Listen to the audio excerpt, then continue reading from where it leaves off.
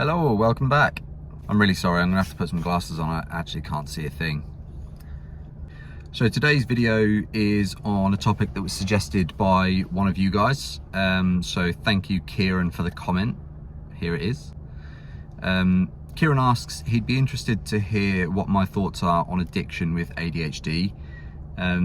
He feels like his life has been one big dopamine hunt from social media and playing the fool for a reaction, which I can definitely relate to.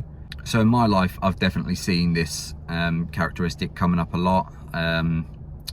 For instance, likes on social media used to feel almost like a currency to me. If I posted a photo on Instagram or something which got loads of likes, I felt like Billy Big Bollocks. But if it happened to flop, my whole sense of importance and value was threatened. So today I want to go into what causes addictions, why it can potentially be worse for someone who suffers with ADHD, and what you can do about it as well. So a little background on my, albeit small, addictions over the years. I did mention my obsessive relationship with social media and how that held such a tight grip on my self-esteem. But that's not so much of a problem anymore because I don't tend to post that much on sort of Instagram, Facebook and things like that. The problem now seems to have been replaced with like an addiction to just checking social media. I'll potentially check it like every 2, 5, 10, 15, 30 minutes or so, just in case I've possibly missed something. It feels like the moment I put my phone down, I've got like this mosquito bite kind of urge to pick it back up and check it again. And it's almost as though I'm finally getting to kind of scratch that mozzie bite which has been there, that'll then give me like 2 seconds of bliss from it. An addiction I personally gave up around a year ago was smoking. So I hadn't smoked for that long anyway, but there's a definite theme in my life that I kind of always need something else outside of myself to fill some sort of void. I could see the obsessive and addictive behaviours the clearest with smoking though. When I was trying to quit, for instance, I always noticed how I craved a cigarette at certain times or in certain places.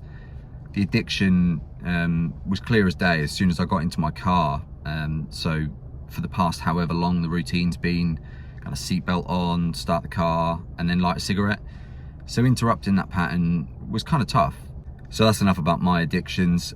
Let's move on to what causes them. So the word addiction itself comes from a Latin term for enslaved by. It's quite easy to see why. It's a chronic dysfunction of the brain systems that govern rewards, motivation, and memory. And addictions are characterized by craving a substance or behavior, especially if it then causes an obsessive pursuit of a reward. And there's usually a complete disregard for the potential consequences of chasing that reward. Now, obviously the severity of the addiction can vary massively, and whether it's a substance or a behavioral addiction, but the compulsive pursuit of satisfaction remains the same. For someone with ADHD, addictions might be the result of a possible lower baseline level of dopamine in the brain when you compare them to neurotypical people, for instance. Dopamine is the transmitter that mediates pleasure in the brain. So in theory, having lower levels should predispose someone to compulsively seek pleasure in like an attempt to level out that deficit that they have. That being said though, there is still hope. Effective and early treatment of ADHD can help to lessen the risk of substance abuse later down the line. Because most ADHD medications are controlled drugs, meaning they've got the potential to lead to abuse and addiction, people are often really wary of the risks of starting treatment. However, when researchers looked into the prevalence of substance abuse in people with ADHD, they found that those who were medicated were less likely to drink or abuse drugs when they were compared to their unmedicated counterparts. In addition to medication, regular exercise is an absolute must for someone with ADHD. It's really important for us ADHD folks to keep our brains stimulated and active.